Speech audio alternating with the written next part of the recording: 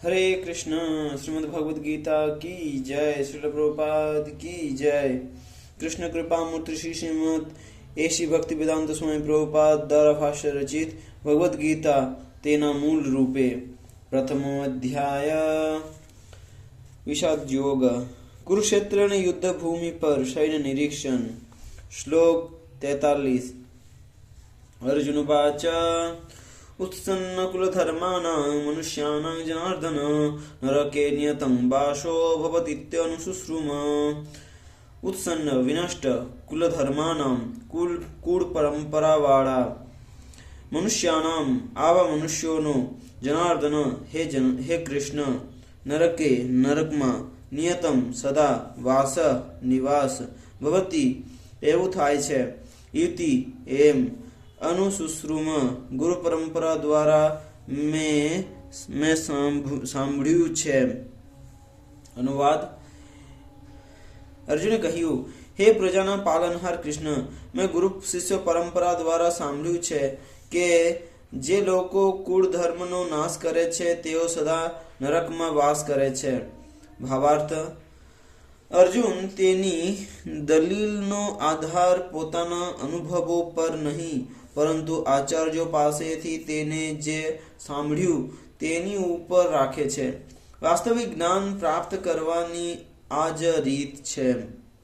જે વ્યક્તિ પહેલેથી જ તે જ્ઞાનમાં અવસ્થિત થયેલ છે તેની સહાયતા વિના કોઈ મનુષ્ય વાસ્તવિક જ્ઞાનના અસલ મુદ્દા સુધી પહોંચી શકતો નથી।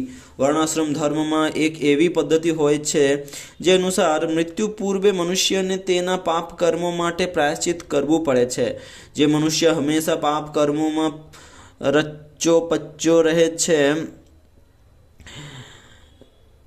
તેને આ પ્રાયશ્ચિત વિધિનો ઉપયોગ કરવો જોઈએ। આમ કર્યા વિના મનુષ્યને નરક લોકમાં મોકલવામાં આવશે જ્યાં તેને તેના પાપ કર્મો માટે દુઃખમય જીવન વિતાવવું પડશે। શ્લોક 44।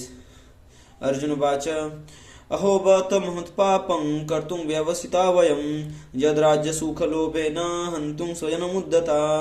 અર્જુને કહ્યું, અહો અરે બત તે કેવું વિચિત્ર છે, મહત મહાન, પાપમ પાપ કર્મ, કર્તુમ કરવા માટે, વ્યવસિતા નિશ્ચય કર્યો છે, ભયમ અમે, યત કારણ કે, રાજ્ય સુખ લોભેન રાજ્ય સુખના લોભથી, હંતુમ હનવા માટે, સ્વજનમ પોતાના સંબંધીજનોને, ઉદ્દતા તત્પર થયેલા। અનુવાદ। અરે આ તે કેવું આશ્ચર્ય છે। અર્જુને કહ્યું, અરે આ તે કેવું આશ્ચર્ય છે કે અમે બધા મોટું પાપ કર્મ કરવા માટે તત્પર થયા છીએ। રાજ્ય સુખ ભોગવવાના લોભબસ થઈને અમે સ્વજનોને જ હનવા તૈયાર થયા છીએ। ભાવાર્થ। સ્વાર્થથી દોરવાયેલો મનુષ્ય પોતાના જ સગા ભાઈ બાપ કે માતાનો વધ કરવા જેવા પાપ કર્મ કરવા તત્પર થઈ જાય છે।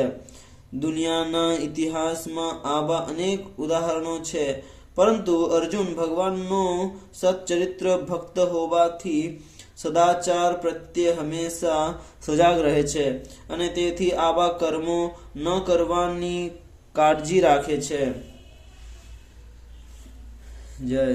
श्रीमद् भगवद गीता की जय। गीता महत्तम गीताशास्त्रम इदं पुण्यं यः पठेत् प्रयतः पुमान् विष्णुपदम वाप्नोति भय शोकादिवर्जित। जो मनुष्य भगवद गीताના ઉદ્દેશોને યોગ્ય રીતે અનુસરે તો તે જીવનના સર્વ દુઃખો તથા ચિંતાઓથી રહિત થઈ જાય છે। તે આ જીવનમાં સર્વ ભયમાંથી મુક્ત થશે અને તેના બીજા જન્મમાં તેનું જીવન આધ્યાત્મિક થશે। गीताध्ययनशीलस्य प्राणायामपरस्य च नैव सन्ति हि पापानि पूर्वजन्मकृतानि च। जो कोई मनुष्य भगवद गीताનું નિષ્ઠા તથા ગંભીરતાપૂર્વક અધ્યયન કરે છે તો ભગવદ કૃપાથી તેના પૂર્વે કરેલા દુષ્કર્મોના ફળો તેને ભોગવવા પડશે નહીં। मलिनेमुचनं पुंसं जलस्नानं दिने दिने સકૃતગતમૃત સ્નાનં સંસાર મલનાશનમ. જળમાં સ્નાન કરીને મનુષ્ય હંમેશા પોતાને સ્વચ્છ કરી શકે છે, પણ ભગવદ્ ગીતા રૂપી પવિત્ર ગંગા જળમાં જો કોઈ એક બાર પણ સ્નાન કરી લે તો તે ભવસાગરની મલિનતાથી હર હંમેશ માટે મુક્ત થઈ જાય છે. ગીતા સુગીતા કર્તવ્યા કિમ અન્ય શાસ્ત્ર વિસ્તરે જા સ્વયં પદ્મનાભસ્ય મુખ પદ્માત વિનિશ્રિતા. ભગવદ્ ગીતા ભગવાનના મુખ કણમાંથી ઉદ્ભવી હોવાથી મનુષ્ય માટે અન્ય વૈદિક સાહિત્ય વાંચવાની જરૂર રહેતી નથી. તેને કેવળ ભગવદ્ ગીતાનું જ ધ્યાનપૂર્વક નિયમિત શ્રવણ તથા વાંચન કરવું જોઈએ. આ યુગમાં લોકો સાંસારિક કાર્યોમાં એટલા બધા વ્યસ્ત હોય છે કે તેઓ સમસ્ત વૈદિક સાહિત્યનું અધ્યયન કરી શકે નહીં, પરંતુ આ જરૂરી પણ નથી. આ એક ગ્રંથ ભગવદ્ ગીતા જે પર્યાપ્ત છે, કારણ કે તે સમસ્ત વૈદિક ગ્રંથોનો નિચોડ છે, અને ખાસ તો એટલા માટે કે તે પૂર્ણ પુરુષોત્તમ પરમેશ્વરે પોતે કહી છે.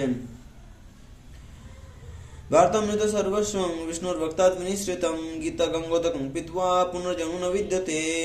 જે ગંગાજળનું પાન કરે છે તેને મોક્ષ મળે છે, તો પછી જે મનુષ્ય ભગવદ્ ગીતાના અમૃતનું પાન કરે છે તેને માટે તો કહેવું જ શું. ભગવદ્ ગીતા મહાભારતનું અમૃત છે અને સ્વયં ભગવાન કૃષ્ણએ આદ્ય વિષ્ણુએ કહી છે. ભગવદ્ ગીતા પૂર્ણ પુરુષોત્તમ પરમેશ્વરના મુખમાંથી નીકળી છે અને ગંગા ભગવાનના ચરણ કમળમાંથી નીકળી છે. જો કે ભગવાનના મુખ અને ચરણ કમળોમાં કોઈ ભેદ નથી, પરંતુ તટસ્થ ભાવે અધ્યયન કરવાથી આપને સમજી શકીશું કે ભગવદ્ ગીતા ગંગાજળથી પણ વધુ મહત્વપૂર્ણ છે. સર્વોપનિષદો ગાવો દુગ્ધા ગોપાલનંદન પાર્થો વત્સ સુધીર ભોક્તા દુગ્ધમ ગીતામૃતં મહત. સમસ્ત ઉપનિષદોના સારરૂપ આ ગીતોપનિષદ ભગવદ્ ગીતા ગાય સમાન છે, અને ગોપ બાળક તરીકે સુપ્રસિદ્ધ કૃષ્ણ આ ગાયને દોહી રહ્યા છે. અર્જુન બાછરડા જેવો છે, અને બધા વિદ્વાન તથા શુદ્ધ ભક્તો ભગવદ્ ગીતાના અમૃતમય દૂધનું પાન કરનારા છે. એકં શાસ્ત્રં દેવગપુત્ર ગીતમ એકો દેવો દેવગપુત્ર એવ એકો મંત્ર નમાની જાની કર્માપેક્ષં તશ દેવશ સેવા. આ વર્તમાન યુગમાં લોકો એક શાસ્ત્ર, એક ઈશ્વર, એક ધર્મ તથા એક વ્યવસાય માટે અતિશય ઉત્સુક છે. તેથી એકં શાસ્ત્રં દેવગપુત્ર ગીતમ, કેવળ એક શાસ્ત્ર સમગ્ર વિશ્વ માટે માત્ર એક શાસ્ત્ર ભગવદ્ ગીતા રહેવા દો. એકો દેવો દેવગપુત્ર એવ, સમગ્ર વિશ્વ માટે માત્ર એક ઈશ્વર શ્રી કૃષ્ણ હોય.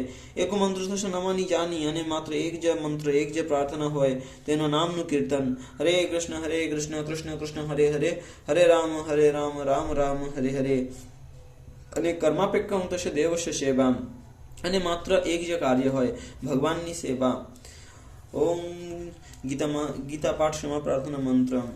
ઓમ યદક્ષરં પરિભ્રષ્ટં માત્રહીનં ચ યદ્ ભવેत् પૂર્ણં ભવતુ તત્સર્વં તત્પ્રસાદાत् સુરેશ્વરઃ. જય શ્રીમદ્ ભગવદ્ ગીતા કી જય, શ્રી પ્રભુપાદ કી જય.